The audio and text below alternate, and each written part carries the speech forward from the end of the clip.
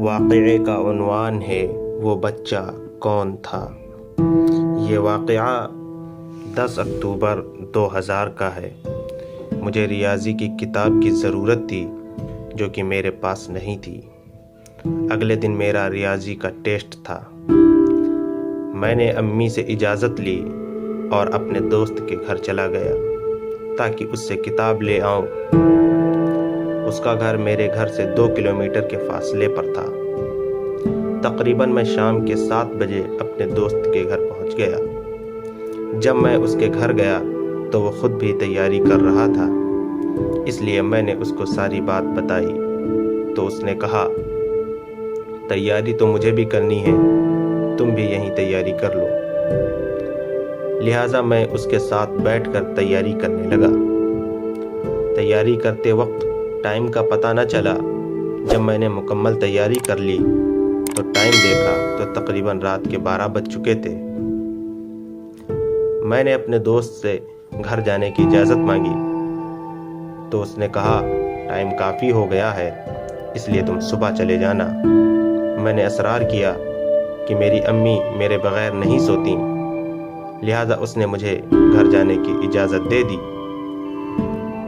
ابھی میں نے 1 کلومیٹر کا فاصلہ ہی طے کیا تھا کہ مجھے کسی کے رونے کی آواز آئی۔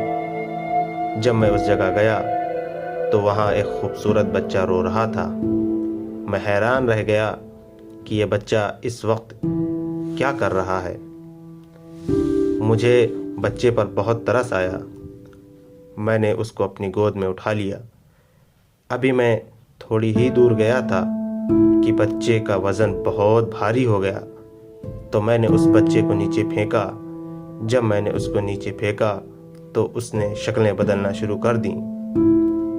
میں نے آیت الکرسی پڑھنا شروع کر کے بھاگنا شروع کر دیا تو پھر پیچھے سے آواز آئی کہ تم پہلے شخص ہو جو مجھ سے بچ کر نکلنے میں کامیاب ہو گئے ہو۔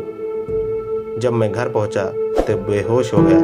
مجھے 3 دن تک ہوش نہ آیا۔ جب مجھے ہوش آیا تو میں نے گھر والوں کو بتایا تو وہ بہت خوفزدہ ہوئے۔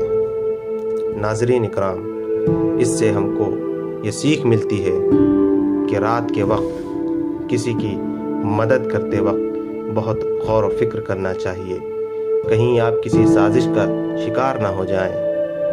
اللہ کے نبی صلی اللہ علیہ وسلم کے بتائے ہوئے تمام اعمال اپنی زندگی میں لائیں۔